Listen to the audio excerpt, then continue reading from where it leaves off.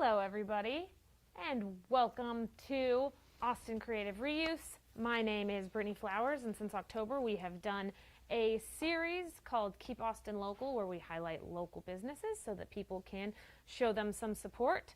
Like I said, we're at a place called Austin Creative Reuse, and the way that I found out about this place was because somebody sent me an email. So before we jump into talking about this great place, let me tell you how you can also recommend some great local spots. First is by email. My email is bflowers@kvue.com. You can also find me on Instagram and Twitter, which is @bflowerstv, and you can let me know about some great local places maybe in your neighborhood that you think deserve a little bit of support. Okay, let's talk about Austin Creative Reuse. Let me introduce you to Jen. Jen is the center manager, and Jen, this place is huge and wonderful. Tell us a little bit about how you all got started. Yeah, sure. Thanks, Brittany. So we got started in 2009. We are a nonprofit. Our mission is to foster conservation and reuse through creativity, education, and community building. We take donations from the public, and we do whatever needs to be done to them to get them back out into the hands of the local Austin community.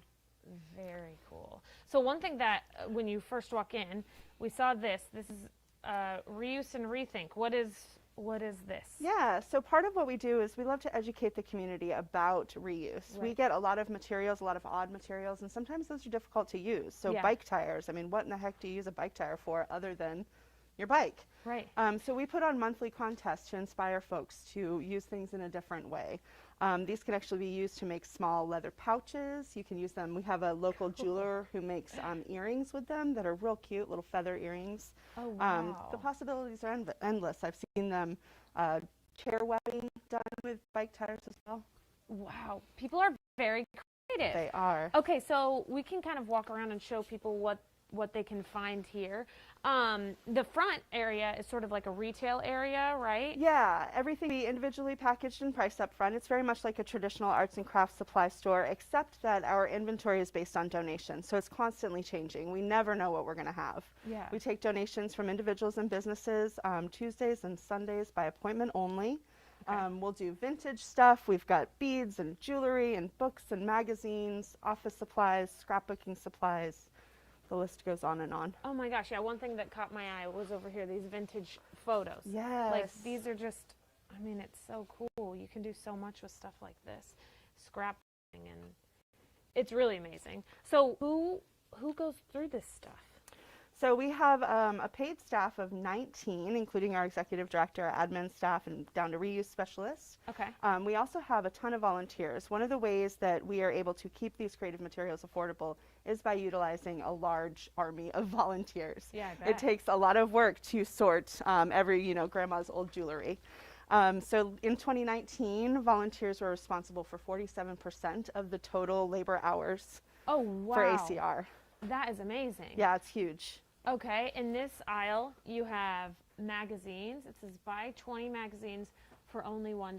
Yeah, $1. Oh my gosh. Great for scrapbooking, Yes. for collage. I mean, a lot of them are instructional. You could learn a new art form. We love creating collages. I create them with my kids, and we just make like very silly Yeah. collages. And it's so much fun. And we spend Absolutely. a lot of time doing it. So if parents are looking for a way to kind of like do something fun with their kids, collages are a great way to do it, and using old magazines are always so much fun, or Yeah. even those vintage photos. That was my first thought. I was Absolutely, like, oh, I'd love to make a collage yeah. with this. Okay, when we move this way, we have these buckets here. Talk about these buckets and the sale that you all have for July. Yeah, so the bucket section, we asked you to kind of step outside of the box and look at things in a new way. Things that are in bucket, we have some things that always go to bucket, like old maps or CDs or branded pens. Okay. But some of these things have kind of lived their life as their intended purpose, and we're asking you to reimagine those items into something new. So there's lots of old plastic, tons of paper items. You can fill up one of these 5-gallon buckets for $5. And they're huge. They're huge. They're 5 gallons, except in the month of July when you can get 2 of those 5-gallon buckets for $5. We've got a half-off sale for all of July for the bucket section. 2 buckets for $5. They really are huge. But yeah, we can kind of walk through here and show everybody what you all have. I like this. It was separated by color. Makes things easy if somebody's looking for something specific. Yeah, definitely. And these are all plastic? These are all plastics. Okay. Yep.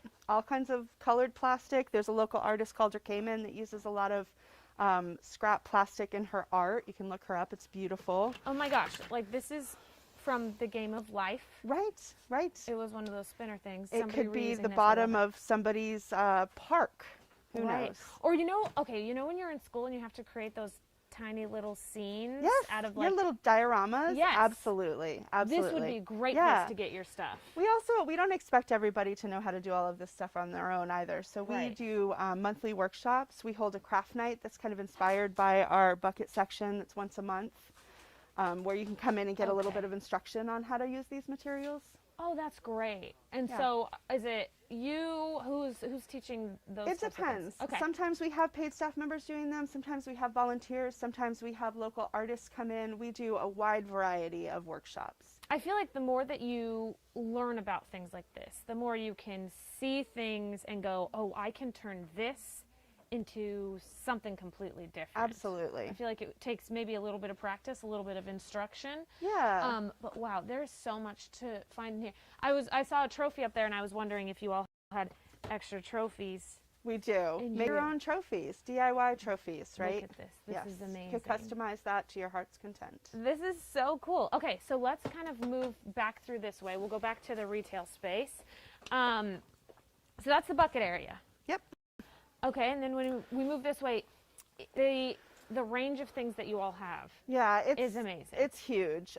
We do try to reduce overlap between organizations. So we try Okay. to focus on the things that maybe other organizations don't have the resources to handle. So we sort paper clips and tacks and all of those little office supplies that another thrift store maybe just can't deal with and gets thrown away for that reason. Yeah.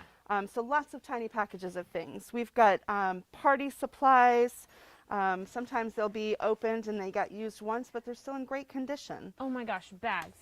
Gift bags. Do not ever buy another gift bag. We save ours forever and Yeah. then we just like give them to somebody Yep. else. But yes, this is So many gift bags. like that's like one you should not buy those new. Nope, 25 cents each. Yeah. Oh my gosh. Things are very affordable. You can come in here, you can spend 5 cents on a pencil. Oh, Where can you see? spend 5 cents on anything these days? No, You can buy a not pencil, you nowhere. can buy a marble. And school is coming up. School is coming up. We have really low cost school supplies. Again, we want to make sure that income limits are not barriers to creativity, that these materials are affordable to everyone. We will have some school supply sales coming up. Okay. That will be posted on our website. Great. But it's a great place to get school supplies. Yeah, pencil boxes. I know that's typically on the list. Yep. Other boxes, if you're looking to organize. and So get many yourself- containers. Yeah, it is. Oh my gosh, there's so much. Okay, then we move this way.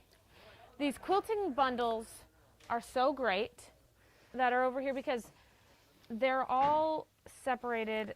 They all kind of like go together. So Yeah. these you said are volunteer. They are. So this is a great example of the love that volunteers can put into what they're doing. Yeah. These are all scrap fabrics from folks or from businesses. Most of these came from a business actually. Yeah. They're the end rolls, and so they have folded them, they've sorted them by color and made these beautiful little quarter yard jelly rolls that just have all coordinated fabrics. But they have taken the time to like actually go, okay, this goes with this, and then fold them Yeah. really nice. And If it's you're a really new great. quilter, that's hugely beneficial, right? You Right. don't have to, that takes the work out That's of like like half trying the to work find. for Yeah, you totally, is exactly. like trying to match different materials, and boom, they've done it for you. Yep, yep. Okay, there's buttons. Yes. We'll have yarn and embroidery. Knitting needles, yeah. This Any is craft that you want. You know, hobbies are expensive. Starting a new hobby is expensive. Yeah. We really want to make sure that we can give you opportunities to try new things without spending an arm and a leg. I've been This is there a great few way. times trying out new hobbies. I learn about something, and this is a great way to not have to spend all of your money. Yeah. And just give it a try first. But you have a ton of yarn. A Yep. lot of the skeins are like full. Yes, yeah, we don't just get used materials. We have new materials as well. Okay. Sometimes people try something and they decide they didn't like it. And so they'll donate those materials to us and they'll get a new life with someone else.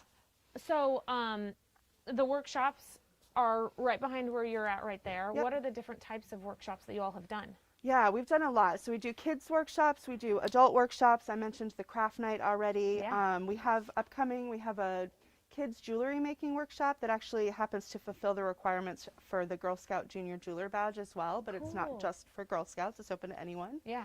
We have a beginner bookbinding workshop coming up in August. We have... Is there like a link on the website? Like, how do you decide, is that the best place to go for people to see? Yeah, I would go to our website. We have an event calendar on the website, austincreativereuse.org, and you can see all of our upcoming workshops there.